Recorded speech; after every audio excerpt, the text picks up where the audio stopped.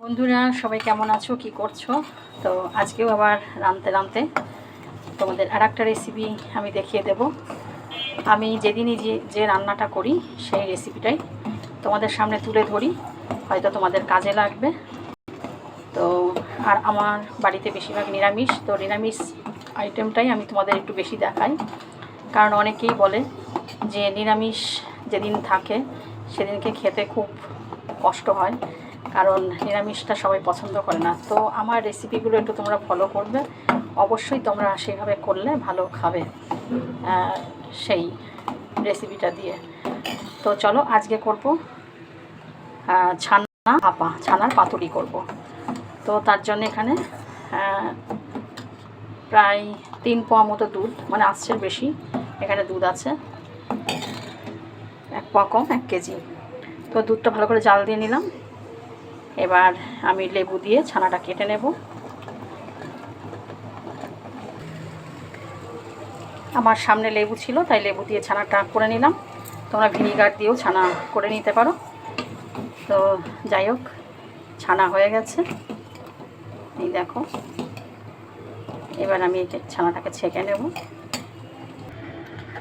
এবার ছানাটাকে আমি একটা সাদা কাপড়ে ছেঁকে নেব। ছানাটা আমি ভালো করে হাতে করে একদম মিশিয়ে নেব, ভালো করে একদম এইভাবে চটকে নেব ভালো করে ছানাটাকে ভালো করে ডাস্ট করে নিয়েছি। এবার দিয়ে দেব আন্দাজ মতো লবণ, আর এখানে আমি সর্ষে, কাঁচা লঙ্কা আর পোস্ত বেটে নিয়েছি, কালো সর্ষে বেটে নিয়েছি, কালো সর্ষে, কাঁচা লঙ্কা আর একটু পোস্ত বেটে নিয়েছি। আর এখানে আমি নারকোল বেটে নিয়েছি, নারকোল আর এর সঙ্গে কাঁচা লঙ্কা আছে, তো এর সঙ্গে এটা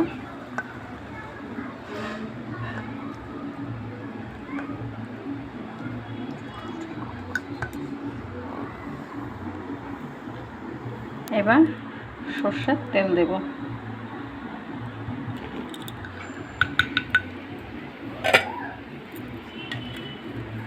দেব আন্দাজ মতো একটু মিষ্টি।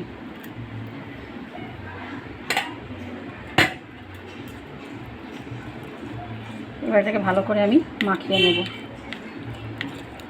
ছানাটাকে সুন্দর করে এইভাবে মাখিয়ে নেব।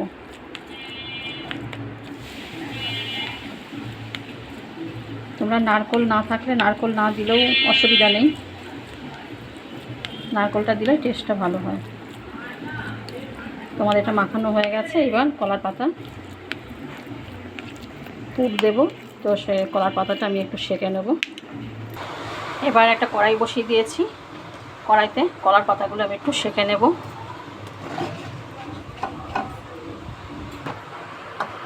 একটু ন্যাকড়া দিয়ে চেপে চেপে এইভাবে সেঁকে নেব, তাহলে ছিঁড়ে যাবে না।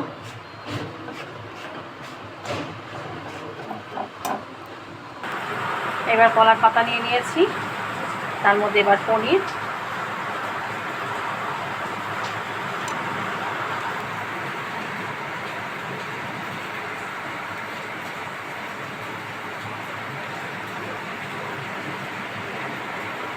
দিয়ে দেব একটা লঙ্কা, দিয়ে দেব আর একটু সর্ষের তেল দিয়ে দেবো।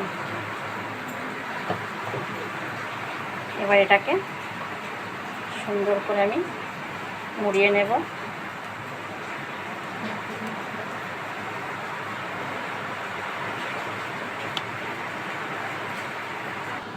তো এই দেখো আমি বেঁধে নিয়েছি সুতো দিয়ে, তো এক এক করে এইভাবে আমি সব করে নেব।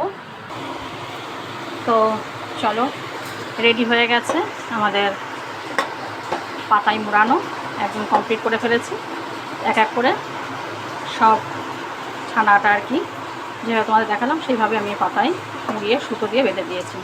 এবার কড়াই বসিয়ে দিয়েছি, কড়াইটা গরম হয়ে গেছে। এবার দেবো এখানে একটু তেল।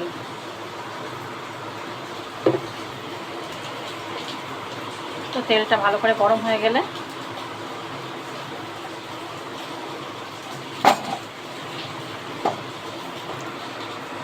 এবার এক এক করে আমি এগুলো বসিয়ে দেব।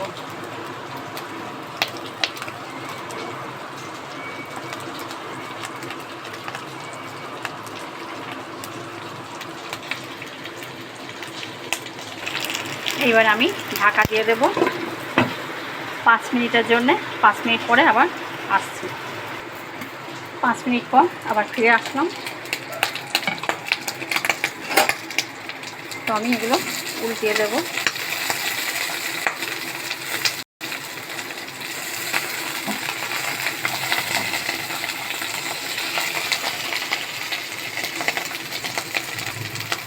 তো উল্টিয়ে দিলাম, আবার একটু ঢাকা দিয়ে রেখে দেবো, ওই পিঠটা হয়ে যাবে।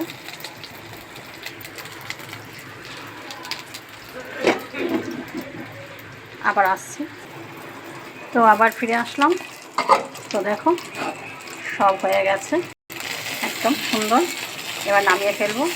আর এইটা পরে দিয়েছি, এটা নারকেল ছাড়া। তো চলো এবার তুলে নেব এক এক করে। এবার নামিয়ে নেব।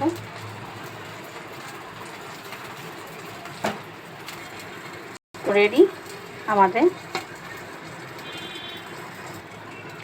ছানার পাতুরি। তো গরম ভাতের সাথে অসাধারণ লাগবে খেতে। তো এইভাবে তোমরা বাড়িতে বানিয়ে একবার। তো নিরামিষের দিন তোমরা সবাই ভালো খাবে। তো এইভাবে ঝটপট বানিয়ে ফেলো, কোনো খাটনি নেই, আর খেতে অসাধারণ লাগে গরম ভাতের সাথে। তো দেখো একদম ধোয়া ওঠা, এই যে ধোয়া উঠছে, গরম গরম ভাত বেড়ে নিয়েছি, আর তার সাথে পনির, এই ছানার পাতুরি। তো চলো কেমন হয়েছে তোমাদেরকে বলে দিচ্ছি। তো চলো দেখাই খুলে তোমাদের। এই দেখো কত সুন্দর আমাদের ছানার পাতুরি রেডি।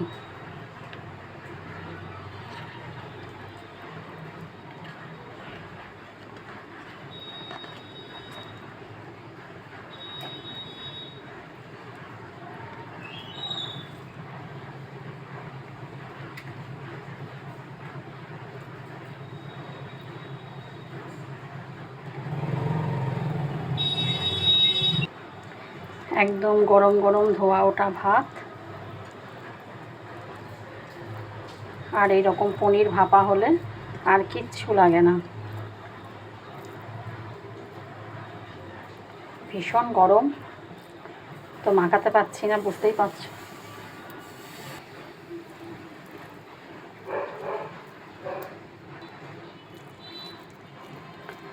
তো চলো তোমরাও এইভাবে সবাই ট্রাই করে একবার দেখো, ভীষণ ভালো খাবে।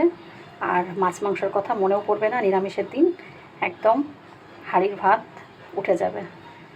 তো এইভাবে পাশে থেকো, সাথে থেকো, লাইক কমেন্ট অবশ্যই করো।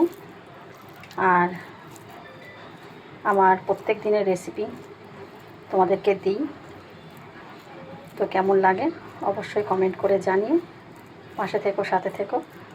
আজকের মতো টাটা, আবার নেক্সট ভিডিওতে দেখা হবে কোনো না কোনো ভিডিওতে।